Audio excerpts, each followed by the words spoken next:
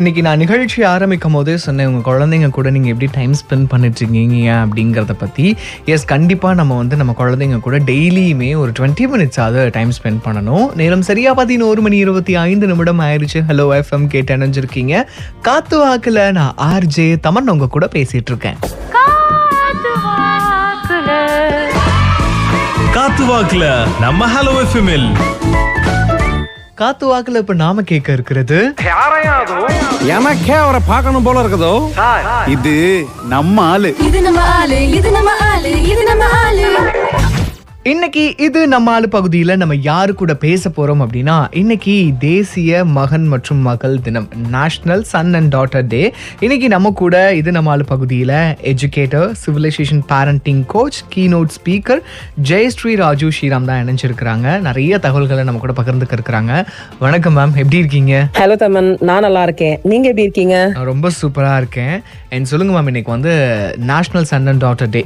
So இப்போ இருக்கக்கூடிய காலகட்டத்தில் பேரண்ட்ஸ்க்கும் சில்ட்ரன்ஸ்க்கும் இருக்கக்கூடிய பாண்டிங் பத்தி ஷேர் பண்ணிக்கோங்க. இப்போ பேரண்ட்ஸுக்கும் சில்ட்ரனுக்கும் பாண்டிங் இருக்குங்க. ஆனா இந்த பாண்டிங்கோட நேச்சரே ரொம்ப மாறிடுச்சு. ஒரே வீட்ல இருக்கும், ஆனா ஒருத்தர் போன்ல, ஒருத்தர் லேப்டாப்ல, குழந்தை இன்னொரு ஸ்கிரீன்ல. பிசிக்கலா டுகெதரா தான் இருக்கும், ஆனா எமோஷனலி கனெக்டடா இருக்குமா?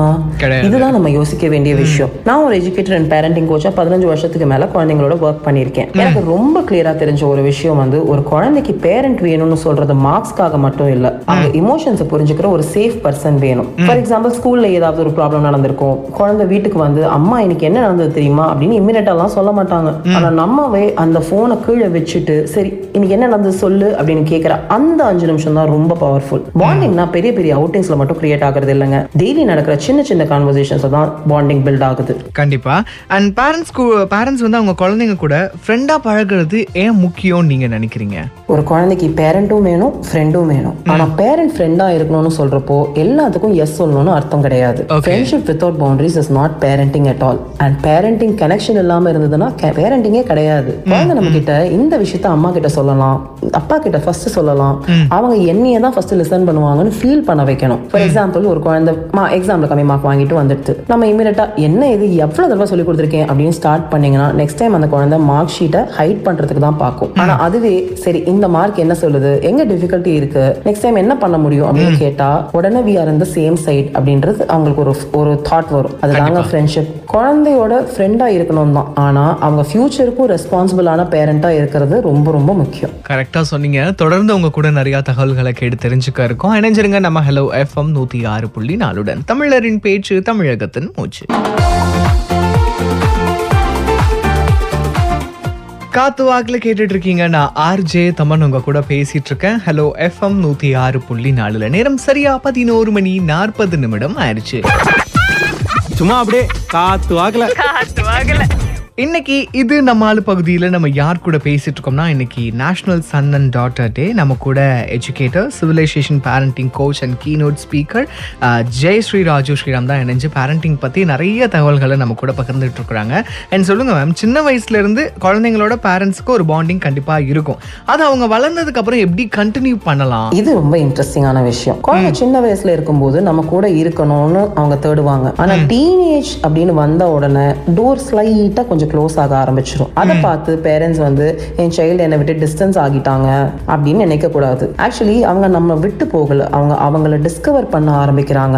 நம்ம ரோலும் ஸ்லைட்டா சேஞ்ச் ஆக ஆரம்பிச்சிடும். சின்ன வயசுல நம்ம அவங்க கையை பிடிச்சிட்டு we were walking with them. அவங்க வளரும் போது கொஞ்சம் டிஸ்டன்ஸ்ல நின்று அவங்கள இன்னும் நடக்க அலோவ் பண்ணணும். அவங்க எல்லா விஷயத்தையும் நம்ம கிட்ட ஷேர் பண்ண மாட்டாங்க. That's completely okay. அதுவும் க்ரோயிங் அப்போட ஒரு பார்ட் தான். பட் அவங்க ஏதாவது ஒரு விஷயத்த நம்ம கிட்ட ஷேர் பண்ணும்போது அது நமக்கு சில்லியா இருந்தாலும் இதெல்லாம் ஒரு ப்ராப்ளமா அப்படின்னு டிஸ்மிஸ் பண்ணிடாதீங்க.